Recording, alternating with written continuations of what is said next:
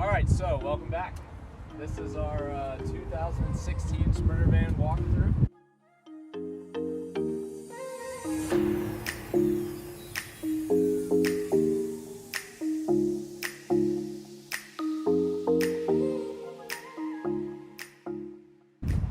We just got this finished up and detailed, and the client's going to be picking it up in a couple days.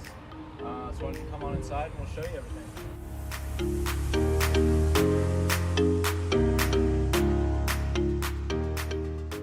First thing that we got to show you is obviously the tiled floor is one of the first things you see when you open up the van. So what we did was black octagon tiles through with the white grout to really contrast with the cabinets and the boxes and the seats. So up in here, obviously, first thing is the countertop area with the sink, induction stove top. We got this nice butcher block style cabinet or countertop, and this just comes off. You can use this as a cutting board. It's nice and layered with protection. Then a nice deep sink.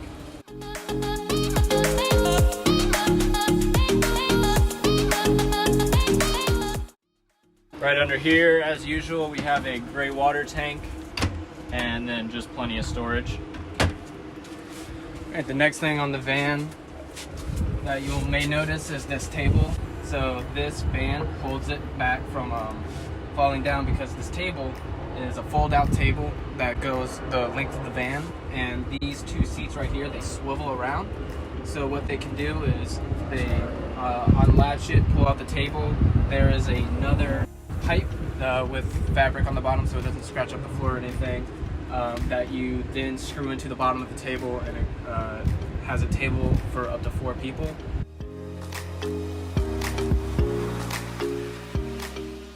So right here we have this bench seat that you can see. They wanted this to kind of stow away, but it's actually latched. So these latches come off all around it, and this whole thing can move. And then another bench seat right over here. And in here is their Camco chemical toilet. So obviously in a van this small, you're not going to have as much storage. So we wanted to use as much vertical space as possible. So we installed 3 upper cabinets that are pretty big. They're about more than a foot wide, and then another foot deep. And so they go all the way up here, and they've got latches on each of them, and they pop in, so when you're driving they don't rattle around. Same thing for right here. Right up here we have the MaxxAir fan as usual. It's running right now, it's kind of hot out. The remote control, and then over here on this wall we have all of the controls. So you have your lights, MaxxAir fan, and outlet right there. And right now it's a little bit windy, and with that breeze it really sucks it in. It makes for a nice draft, and it really cools it down quite a bit. So with the bed layout, and this van is really unique. Like I said, these clients have 2 small children, and so they wanted to have enough sleeping space for the parents and the kids, so that's 4. And so a regular mattress just wouldn't be enough. So what we did is we made 2 bunk beds. So if you come back here, we made 2 bunk beds. Can't remember the exact measurements of them right now, but they can place the kids in there. They would sleep up top, and then they would sleep on the bottom. And so another thing is, since these are bunk beds, we didn't want the children to fall out while they're sleeping or anything like that. So we put netting with buckles up top, and then you can just unbuckle it. You can put them in and out, put them back. And these bunk beds are able, I'll keep these on down. These bunk beds are able to either fold up or fold down. We usually suggest folding down. And since these cushions are Velcroed onto the bed itself, when you take it down, just gotta unscrew right here. When you take it down, it's able to become a backrest cushion. Just like this. You do your laptop stuff. You got your outlets right here. So if you want to plug something in, your laptop or phone, got that. Alright, so under the bed here we have the garage area. As you can tell, there's a good amount of space to store things. On the right here you have your whole battery system. They have 2 200 amp hour batteries, so they'll last. They got a good bit of energy over here.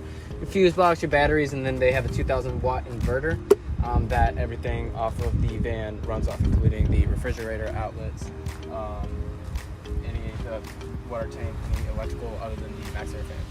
But then on your left here, you have the outdoor shower. So they wanted to have a shower area in the van, but obviously with the space, they couldn't have a full shower. So we built them a little outdoor shower in the back right here. And right in a little shower, you can shower outside. Got it. So with another challenge with the van this small, we were trying to utilize as much storage space as possible, and instead of blocking off all of the doors to just put paneling on them and insulation, we decided to put netting, so they could put, just books, anything like that on all the doors. So the sliding door and the 2 back doors have some netting on it for storage. All right, so this build took us about 4 weeks total to finish up.